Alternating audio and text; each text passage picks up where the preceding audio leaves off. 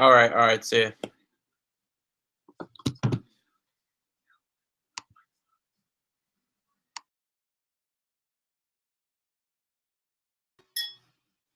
Welcome everybody. We're back for another live special edition of Shenk and Spence show, and we're broadcasting live, man. We're doing this new thing, Google Hangout. My one buddy Spencer, hopefully I'll get him on the line pretty soon.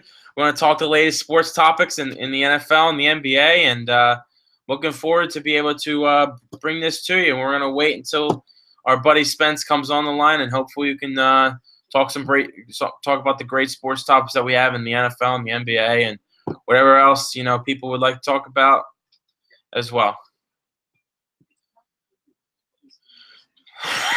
Waiting for to get him online. Let's see if I can get him.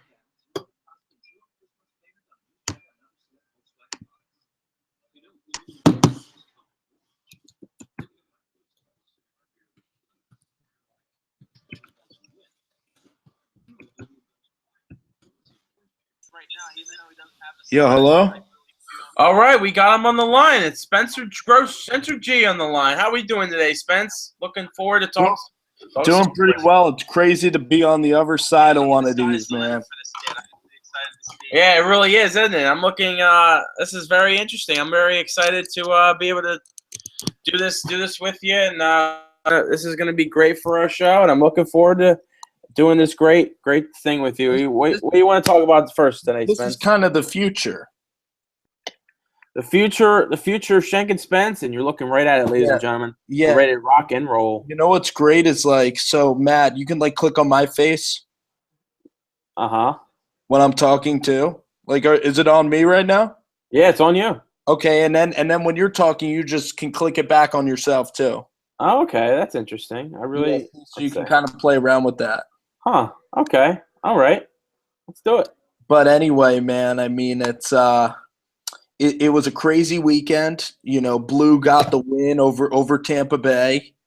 It wasn't pretty, but it was a much needed win.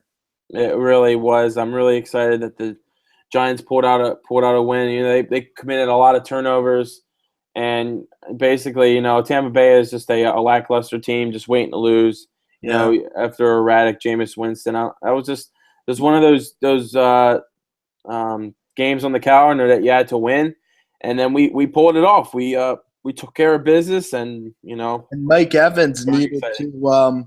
Mike Evans was dropping balls left and right. I mean, we were receiving gift after gifts from Mike Evans and from Dougie Martin. I mean, he dropped a sure touchdown, got no points for my fantasy team, but I'm going to take the Giants win any day. And Odell Beckham, for as good as he is, he made some very clutch third down catches that are not going to be explosive in the, in the box score. They're not going to really his numbers aren't going to jump off the page, but they had some crucial catches and connections.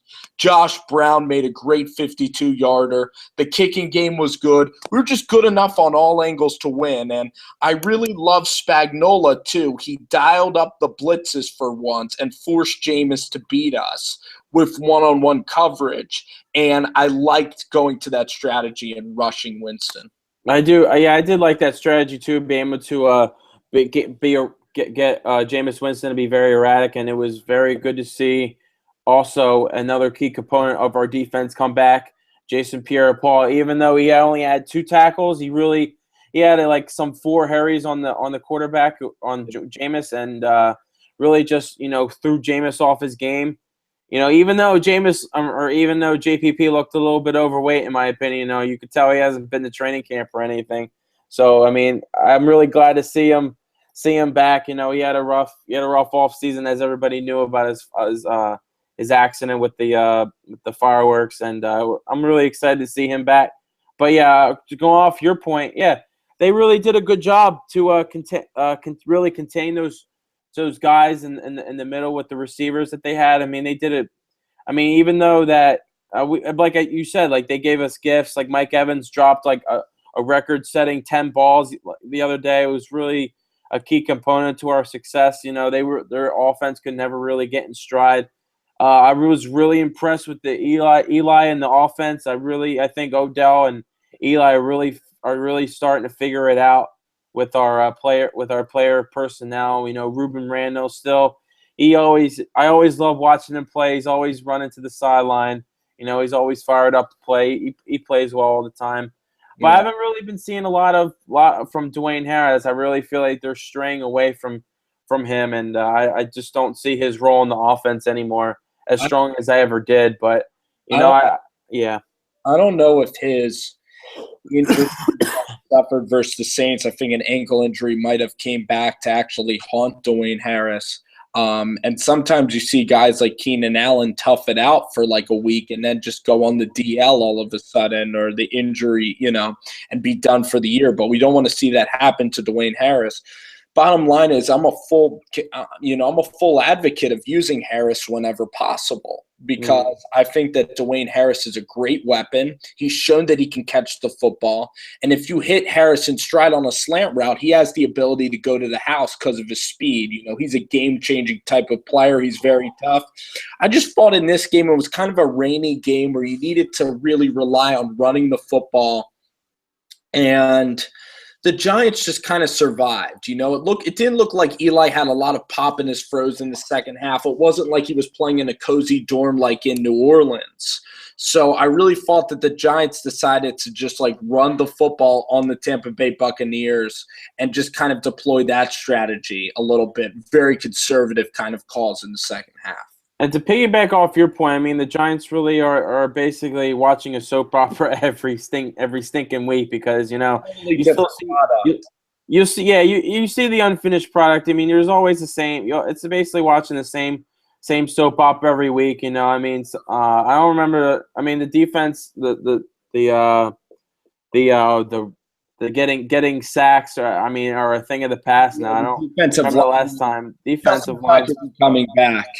Yeah, they don't really see a great pass rush even coming from him. A lot of these guys are injured. John Beeson is actually out for the rest of the year now. Again, this is his 5th consecutive season where he hasn't been able to stay healthy for a full season for the 5th straight year. His career is done, and it basically just proves that the Giants have been injury plagued the last several years. And you see the same thing every week with the same, secondary. They're giving up plays to everybody, and it's they're leaving guys wide open. We're like what you piggy bops. And it's just the same sob story every week. And it's just when's this going to end? And when are we going to be able to get these more secondary personnel? We need to get more talent in the draft. It's just you're just gonna. Every week, you just gotta hope and pray. Maybe the opposing quarterback throws a pick or two here and there to help Giants win the game. Because that's the only way I see us making some great strides and success this year through the bad quarterback play of the other team. Because I'm gonna keep going and saying that because we played a lot of bad quarterbacks this year, and subpar quarterbacks like Tyrod Taylor, Jameis Winston, and Matt Castle of the like. And we're just very fortunate in our scheduling to have bad quarterbacks to be able to win games like that. Let's name the quarterbacks. Would be Cousins. Mm-hmm. He's not that great, especially on the road. He can really struggle. Tyrod Taylor, who had a couple of good games, but definitely doesn't have definitely not an elite level guy, kind of a middle of the road at best. Then you play Colin Kaepernick. That guy doesn't even have a job anymore for the Niners, and the Giants look pretty good. So those are your 3. And then the next 2, where you had Matt Castle, a backup quarterback, and Jameis Winston with Mike Evans playing one of the worst games of his career. So you're absolutely right about the Giants defense, but I did like what Spags did, though. I loved how we blitzed the Bucs, and our defense performed a lot better in this game. We took chances, and that's what I liked. Against Drew Brees, we were hopeless. We just sent 4 guys in there to try to get Brees, and he picked us apart. But at least with Winston, we did rattle him a little bit due to the play calling. And I just love that aggressive nature from Spagnuolo. And having Jason Pierre-Paul back to kind of chase these quarterbacks around, we were actually hitting Winston just after he was throwing the ball. So we were making him uncomfortable, and that's what I like to see from this Giants defense. Since we don't have the personnel, why don't we just swing for the fences on defense? Yeah, I like I said, it's just one of those things where I don't know what else to say because it's just like the Giants are the same. Well, we gotta hope and get some good player in the draft to be able to help out with that secondary. Jason Pierre-Paul is not going to be the same type of player he is. You could just tell. It's just so sad just to see a great talent like that being wasted just because you can tell he's only playing with one arm. He's not really using his. He's got to get like I said, he's got to get used to playing with only one arm, and it's just so sad. He was such a great talent coming out of UCF or USF, Yeah. and you see him in you saw like this footage of the draft when he was just basically doing those back handstands. Like he did like 13, 14, 15 in a row. And you just see the great athleticism he had coming out of college. And, he's not going to be able to, do that type of stuff anymore in the NFL. I still think he can use his speed because luckily he's not a power guy. Like he's not a handsy types of defensive lineman. He could still use his speed to get around to the opposing quarterback. So I don't think that you're going to lose all of Jason Pierre-Paul's athleticism. No. I know. He's not like a guy like DeMarcus Ware that's just going to kind of bull rush you, and he's not going to rely on that. And right. Also, I just wanted to say too, we could stay on JPP, of course. We'll just stay on JPP. I think that that just he's kind of a speed guy, so that he could still be very effective for him. And it's a shame because he took a huge step back with that injury. He missed all the reps in training camp, mini camp, and basically all this time he could have got more reps with the defense with this new coordinator and Spagnuolo this year, being able to get used to his new scheme, to be able to help out the Giants. I mean, he still helped us out, but just imagine if he was fully healthy. I mean, the Giants would be a more wrecking ball, as a matter of fact, on the defensive line is concerned. But I don't know. Look at Beeson too. John Beeson, I think this might be a contract year. If you've ever heard John Beeson speak, I mean, he's such an articulate. He's articulate. He's a super smart guy. Seems like a great character, great leader. And when he plays, he's very decent. He's almost very decent to very good when he plays. But the bottom line is he misses way too many games. So if you're going to sign a guy as he gets older at that fragile position, which is linebacker in the NFL, you look at Sean Lee of Dallas, and some guys are just injury prone, and it's just very unfortunate. So right. Beeson, as much as I love Beeson, he just can't be a leader if he's, sitting out like half of the year. And then it seems every year as well, the Prince Amukamara, a guy we drafted 18th overall, again, a good leader on defense and a very solid player, he gets hurt way too often as well, which is just very sad. Yeah, you see. Yeah, I'm looking around on the field. I'm like, where's Prince Amukamara? Like, I don't know where he's been all this time because in a decimated secondary like we have, we don't have the personnel to be able to match up against guys like big important guys like like in the NFL, like all these great receivers that we play every single week. With just great talent, but we just don't have. Like I said, we don't have the guys in the secondary. Like we have, our best guys are like I said, Prince Amukamara, who is always hurt, usually all the time, half the year. Then you have DRC, who is average at best, and then our next guy down is Trayvon Wade. Like who is that guy? Like we don't know like what type of we don't know what he is. I mean, coming out, I don't even know where he's from. But it's just like you hear these new guys and they're struggling. I mean, Landon Collins is making a really somewhat of a rough transition in NFL. I really do like what he brings to the team. He's very rusty right now. I mean, he's still getting his feet wet, but I really see him being the backbone of this defense, be able to make big plays for us. But you could definitely tell that he's like there was a one play last week where he made a really bad adjustment on a ball to Mike Evans, and Mike Evans almost took it to the house. He basically just took a bad angle, and Doug Martin. It was Doug Martin, yeah, and it was just one of those. It's one of those things where you just gotta be smarter as a football player. You gotta have that mind instinct going into it, and you just gotta, and you just and it's really good because it's one of those things where you can easily critique and practice. You can. Yeah. work with like the defense coaches, and you can get that fixed. So I'm really looking forward to seeing Landon Collins progress as an NFL player. But other than that, like I'm not really excited to see anybody else in this defense. Oh, besides our buddy Devin Kennard, who's going to be who's going to have a great career with us. I really think Devin's a stub, and also our boy Hankins in the middle. Yeah, Hankins is playing well too, but when Robert Ayers was playing, and Demontre Moore is like, again, he just pissed me off with that penalty again. He's just not smart. I mean, he's doing the same stuff every week. Like he had a play. It is getting bit like less obvious, but still. Right. I mean, we were at the Giants Eagles game, and there was that big play there where Demontre Moore had a rough in the passer, and it kept the drive alive for the Eagles, and they went on that miraculous run, and they even got fined for that too when he hit Sam Bradford. But then now, when you look at games like last week again, he's going after Jameis Winston's getting rid of the ball 3 or 4 seconds later. He's going after Jameis by the legs. Like, dude, what are you thinking? Like, you just haven't learned your lesson. It's like one of those things in middle school. You're not learning your lesson again.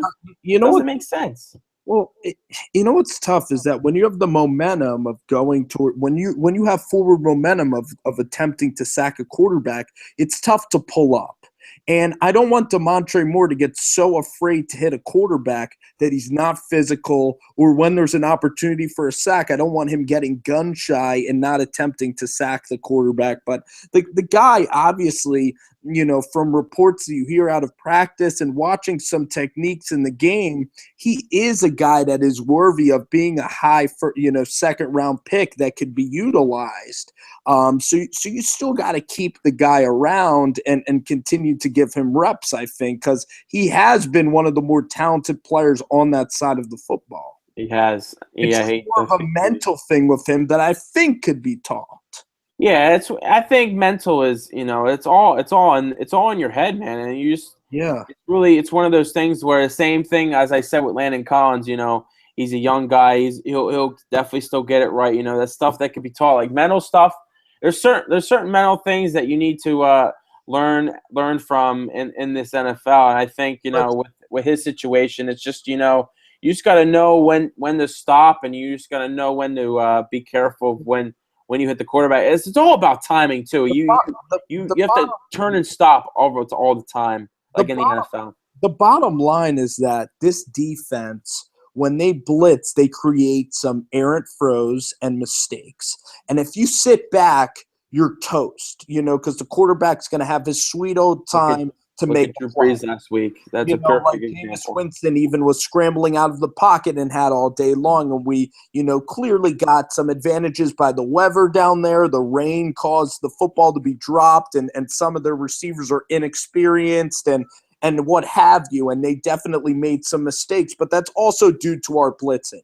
So it's either you let the quarterback sit in the pocket and burn you, or you make them burn you with less time and with the quarterback being uncomfortable. So blitzing, to me, you're not losing anything by blitzing. The only teams that don't blitz in the NFL are teams that have a very strong defensive backfield, like Seattle, like Carolina, where they can rush 4 and then get coverage sacks. And the Giants, with Wade and Hosley and some of these guys that are back there playing on their defense, that are forced into these spots, you're not going to achieve that. But Shank, to hold a team to 18 points in the NFL on the road is still – we really made progress from a week ago. I mean, it looked like we were playing arena football a week ago, and now we're finally back to playing standard football, being in a game, getting a win on the road. It's good experience for these kids. We're going to be in a division race and get some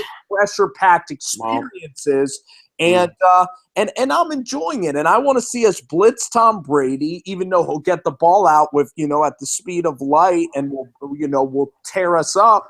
I still am interested to see how our offense does against New England, and we kept pace in the NFC with this win.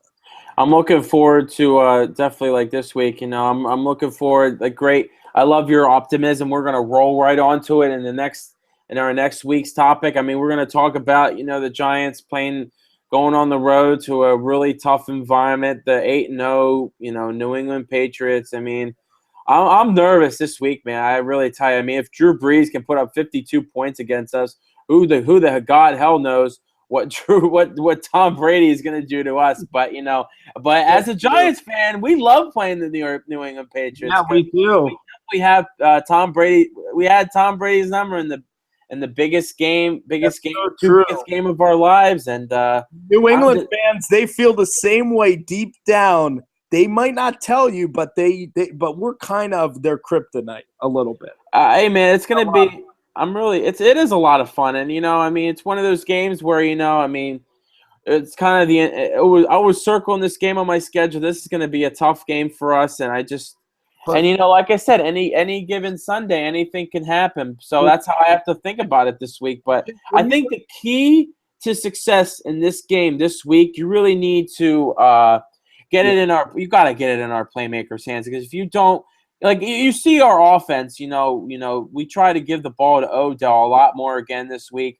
You got to keep doing that from week to week, because he's the backbone of our offense. If we don't get Odell Beckham going early and quick and fluent, we're gonna have no success on offense at all. We're gonna be struggling all day if we don't give him the ball. But then also the key to success too is you got to be able to you got to run the football. Open up a pass game for Eli. You want to shorten the game, like ball control, like try to hold the ball for like 8-minute drives. Exactly. So you'd be able to not get Tom Brady in the ball in his hands, because obviously, like I said, he's gonna. I'm so nervous about what Tom Brady's gonna do. But Spags played him once, in the Super Bowl. But I keep bringing up Super Bowl, but it's hard not to bring it up, because it's a different team because of Justin Tuck and Stray, and that's the only issue that I have. And they played out of their heads too, their defensive line, and you didn't need to blitz as much. But when I look at this game, when I look at the New England Patriots, even if you're a Giants fan and sometimes and you don't necessarily like the New England Patriots, you can't help but admit Tom Brady is one of the best 5 quarterbacks safely, you could say, to play in the NFL. And what he does from year to year is just absolutely ridiculous. The dude has so much talent, and he uses his wide receivers, gets the most out of players, takes teams deep into the playoffs as a killer instinct. The guy is absolutely phenomenal. And a part of me last year, Shenko, was actually kind of happy that New England beat Seattle in the Super Bowl, because now Eli Manning and the Giants are the only team to get Brady in the Super Bowl. And that's great minds think alike, man. I was thinking such a coveted prize, is that I love seeing Brady and the Patriots beat Seattle, because I want to be the one team that when Tom Brady's saying that acceptance speech, I couldn't get past darn Eli and Tom Coughlin. And I want us to be the only kryptonite of Tom. And that topic of discussion, that's really the same thing. It's basically, we're the only team that happened for us. Like, we only team that beat them in the biggest game, but 18-0. That's right. Yeah, and I'm very proud of it. And I hang it over my bed every day. I always say goodnight to it every time. I pat it on the back, and it's one of those things where it's my pride and joy to be a Giants fan. It better not. If it touches the floor, you got to kiss it, or so. It better not ever touch the floor. I always will kiss it, no matter what it is. But, oh yeah. Dude, but yeah. The key is I just gotta hope. I mean, we get the ball last, and then Josh Brown, our savior, Dang right. Kick it, and it'll make it good. And also, I hope and pray that like I said, get the ball last. And if you're in a one-possession game versus New England, man, sign me up right now. I'll be the first guy online. Even if we're down by 10 in the fourth quarter, I might actually take that deal, because New England's just a fantastic team. They're motoring through everybody. They might actually be. I think they're the best team in football, especially with Denver going down. Yeah, like I said, I love to take that. When you're down 10, I still have Eli Manning. My critics might be out for him, but he gets it done no matter what in the toughest situations. Granted, he came back when he was down in the Niners game because our defense stunk up the damn joint. And Eli at that one game with the Sunday Night Football came back. He's proven it time and time again. He still is pretty, after having he's kind of a quarterback where he'll do good one year with the stats. He'll be 15-14 type of guy, Yeah. and then they'll have the years when he'll have 25 interceptions. He had 25 interceptions in 2013. He had in his Super Bowl year, probably had about 20 some odd interceptions again. Probably one of the highest. He definitely has one of the highest turnover ratios as coming out ever in his rookie season in 2010, coming up to now. But it all comes down to getting it done when it matters most. Giants are the type of team, they struggle in the regular season. They'll tease you to God's end, and then they'll make a run like they do in the playoffs every year. And Eli put Eli in the 2-minute offense. Sign me up, like you said, any day of the week. I have Eli no matter what. But here's the thing: as we talk about New England, I want us to play.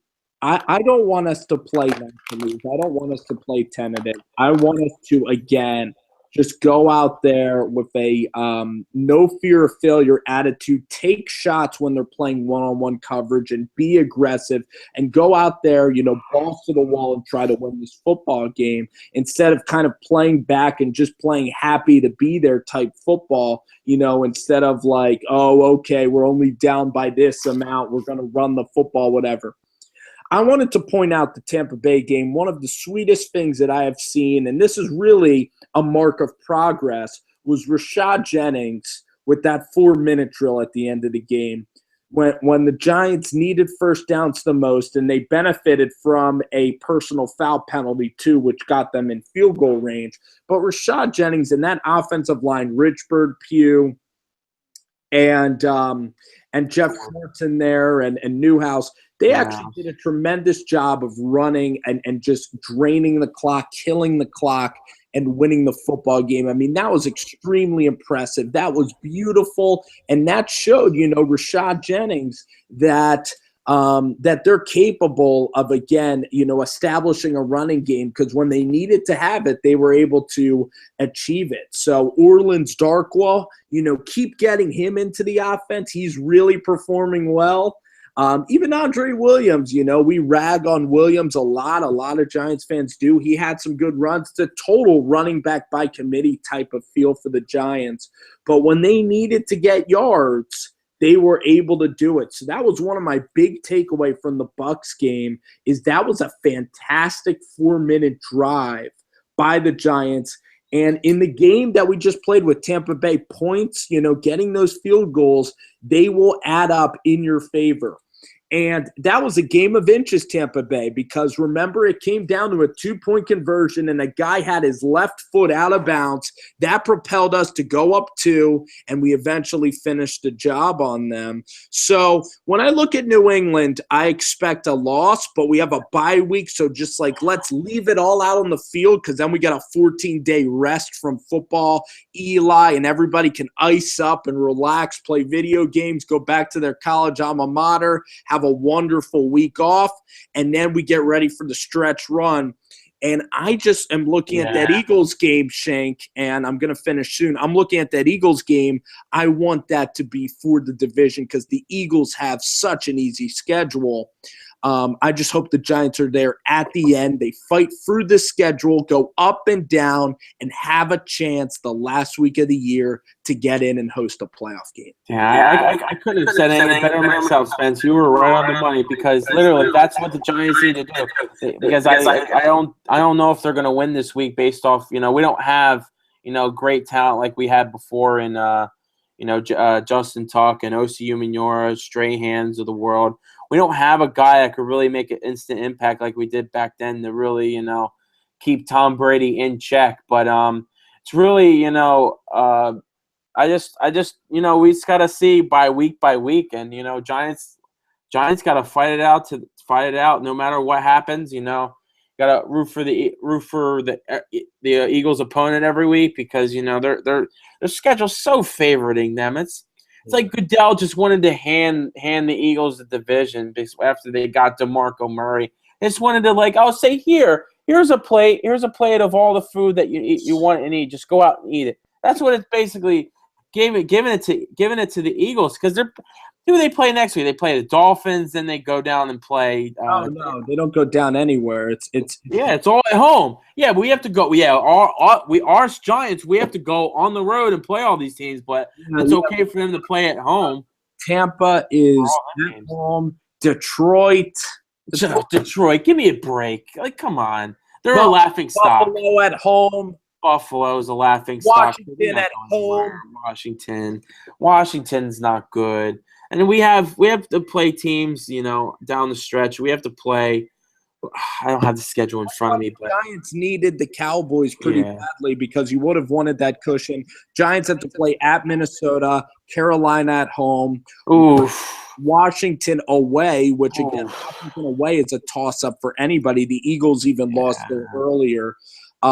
Miami away, which is not a tough game. That's a tough game. Miami away on Monday night. I mean, they'll be motivated to play under a new coach. That's totally different than Miami at home 1 o'clock as opposed to Miami there at 8.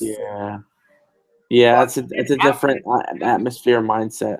At Minnesota is just a real tough one as well. Minnesota is one of them surprising teams this year. I mean, Teddy Bridgewater is really coming into fruition. I really like the progressions he's made as a starting quarterback coming out of Louisville. I mean, he has Adrian. Obviously, if you have Adrian Peterson, any type of quarterback's going to have success up there in Minnesota. Yeah, and you have you have a good young coach in Mike Zimmer. I think he's been doing a great job for them, keeping everybody in check there. Really well. Just overall, I think the Giants just need to fight tooth and grin every week for every win that they get, and they just got to prove that to people that they're the better team, no matter what naysayers will say. No, even the easy wins, or no, even the easier teams are on the road in very tough spots. And the Eagles have 5 home games left. The Giants only have, I believe, 3 home games left. Oh, yeah, the Jets game, that's pretty much a neutral game anyway. That's not even that easy. That's a tough game, too. I like Todd Bowles very much. That Jets defense with Revis Island and Sheldon Richardson. That's a formidable defense that they have going. I mean, they really do play well. When it really matters most for them. That's why, Shank, with this schedule, being so favorable to the Eagles from this point on. I mean, I think Giants fans would sign up for the last game at home to be on Sunday Night Football, winner take all NFC East. I don't care how much that ticket is. We should get tickets and go up to that, man. We gotta get let loose and drain our bank accounts and say screw it and let's go up. I mean, we gotta. It's one of those things, man. The Eagles definitely burned us once. Yeah, they did burn us, and we were both there to witness them. And you wanted to leave in the second quarter. You said, I had enough of this crap. Fly, Eagles, fly crap. I had enough. I'm a fair weather guy. You're making me seem like I won't stick it out with my team, but it was the third quarter. And that game, you're right. That game was over no matter what. You don't want to stay when the other team's celebrating stuck in traffic. But to be honest, even though I did leave early, it wasn't like I just got home and completely forgot about where I just was. Yeah, no, you lingered, and you thinking in bed, you're like in fetal position, like rocking back and forth till 3 a.m. You tell me, third hour. You must have been like, what's up with Spencer? Like 3:30, I hit you up. Yeah, you did hit me up, and I'm like fast asleep because I'm like dead tired. I got class in the morning. I mean, the Giants, they'll figure it out. But you're up, having like almost like a panic attack, and my Giants were the worst and all. But I mean, it's one of those things where you just gotta go to the next. You gotta go to the next week, and you just gotta go. Forget it. Giants are a really important entity in my life, Me too. They represent bragging rights. They represent happiness, and it's fun to feel a part of their team. And I'm sure a lot of kids growing up and listening to this podcast, they're going to be motivated to someday become scouts because they want to control the outcome. Everybody wants to be a GM of the Giants, and that's what I was telling you about. But the bottom line is, you're right. A week later, the Giants beat Dallas, and the Eagles lost to Carolina, giving the Giants first place. And right now, they are in first place. The mood definite. You can't help but feel great when you beat the Cowboys like that. And it's a week-to-week thing, but it's fun, and we do it every week. So. Yeah, I think this is gonna wrap it up for this week. Our special show. Should we do predictions for the New England?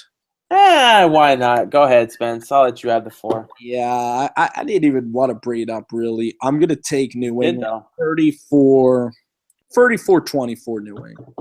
Ooh, yeah, I like that pick. But I'm gonna go off on a limb here, and I'm just gonna. Yeah, I don't see the Giants really doing any much on defensively. I think Tom Brady is going to put up probably 45 points. I think it's going to be one of those Giants. It's going to be Patriots all the way, 45-24 Pats. Even with the injury to Deion Lewis, their running back, he's out with a torn ACL rest of the year. That's not going to affect them whatsoever. No matter what, they're gonna roll all over my team. But Giants will be 5-5. We'll be fighting out tooth and nail. We can hope it's going to be a fun weekend, and then we got the bye week to discuss the first half of the year. So